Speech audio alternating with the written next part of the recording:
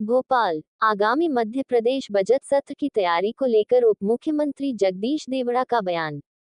Budget की तैयारी के लिए प्रशासनिक अकादमी में सुझाव लिए गए थे। सभी विभागों से सुझाव लिए गए थे। मध्य प्रदेश सरकार का जो बजट पेश होगा वह बेहतर और जनहितकारी होगा, जनता से जुड़ा और जनता के लिए होगा।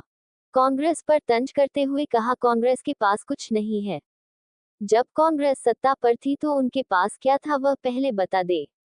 सरकार के द्वारा सभी योजनाएं निरंतर जारी रहेगी। स्टेट जीएसटी के हिस्से की मांग केंद्र सरकार से की गई थी। एक बार फिर से भारत सरकार की वित्त मंत्री के रूप में निर्मला सीतारमण को जिम्मेदारी सौंप है। जीएसटी काउंसिल में विषय रखे गए थे। 2028 में सेहत की तैयारी के लिए बात रखी गई थी। ज्यादा से ज्यादा राशि आवंटित की जाए। इंदौर उज्जैन के आसपास तैयारी के लिए आग्रह किया गया। केंद्र सरकार निर्मला सीतारमण के वित्त मंत्री रहते हुए मध्य प्रदेश को बहुत कुछ अच्छी सहायता मिलेगी। सभी से आप लोग राय मशवरा करें। बजट पूर्व तैयारी जो करना चाहिए वो पूरी बजट पूर्व तैयारी चल रही है। अभी बीच में हमने एक संवाद भी रखा था जिसमें सारे हमने वरिष्ठ जनों को भी बुलाए थे, विभाग के भी एक्सपर्ट लोगों को बुलाए थे और भी जो एक्सपर्ट है बजट से संबंधित उन सारे लोगों को बुला करके हमने प्रशासन एकेडमी में भी हमने कार्यक्रम रखा था और बाकी लोगों से भी, आम जनता से भी सुझाव आमंत्रित किए हैं। सभी विभागों से भी हमने तैयारी के संबंध में पूरी जानकारी ली है। तो हम कोशिश करेंगे कि आने वाला मध्य प्रदेश सरकार का बजट यशस्वी मुख्यमंत्री डॉक्टर मोहन यादव जी के नेतृत्व में जो बजट पेश होगा हमारा मध्य प्रदेश सरकार का, वो बेहतर होगा, जनहितकारी होगा, जनता से जुड़ा हुआ होगा, जनता के लिए होगा और सर्वस्पर्शी बजट हम लाने की पूरी कोशिश करेंगे। सर, स्टेट जीएसटी की खजाना में जो है बिल्कुल। सबसे पहले तो मैं यशस्वी प्रधानमंत्री माननीय नरेंद्र मोदी जी को मैं धन्यवाद दूंगा और देश की जनता को भी धन्यवाद दूंगा कि उन्होंने पूरा भरोसा व्यक्त करके नरेंद्र मोदी जी को प्रधानमंत्री के पद पर तीसरी बार बिठाया है। यह हम सब के लिए गर्व की बात है और खुशी की बात है और मैं उनको इसलिए धन्यवाद दूंगा कि उन्होंने श्रीमती निर्मला सीतारमण जी को फिर वित्त मंत्री के रूप में उन्होंने काम सौंपा है।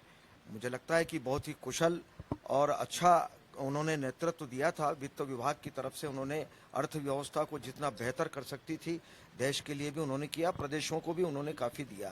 तो जीएसटी काउंसिल में भी हमने कुछ विषय रखे थे और बजट पूर्व जो बैठक रखी थी उन्होंने वित्त मंत्रियों की हर प्रदेशों के, उसमें तो हमने बहुत सारी, जैसे 28 में सिंहस्थ हमारा उज्जैन का आने वाला है महाकुंभ, तो उसकी तैयारियों के संबंध में हमने कहा है, अनुरोध किया है कि ज़्यादा से ज़्यादा राशि लगभग 20,000 करोड़ की हमने मांग रखी है।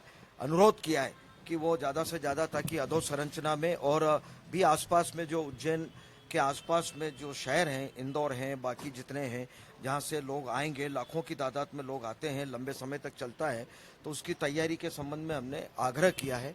और भी कुछ बातें हमने रखी हैं प्रदेश सरकार की ओर से, जो जो आवश्यक है वो हमने सिंचाई योजनाओं के बारे में, केन बेतवा के बारे में, ऐसे मैंने कुछ विषय रखे थे जो सब समाचार पत्रों में भी आया है और अगर जानकारी होगी तो आपको और दे देंगे। लेकिन कुल मिलाकर के केंद्र सरकार से हमको पूरी तरह से विश्वास है कि निर्मला सीतारमण जी के वित्त मंत्री रहते हुए और यशस्वी प्रधानमंत्री नरेंद्र मोदी जी के रहते हुए मध्य प्रदेश को बहुत कुछ अच्छा हमको सहायता मिलने की पूरी उम्मीद है। Thank you. कांग्रेस के पास नहीं है कुछ, कांग्रेस के पास नहीं है कुछ। कांग्रेस पहले तो जब सरकार में बैठे थे तब का बता दे। अभी तो कोई कमी नहीं है, मुझे नहीं लगता कि कोई कमी है।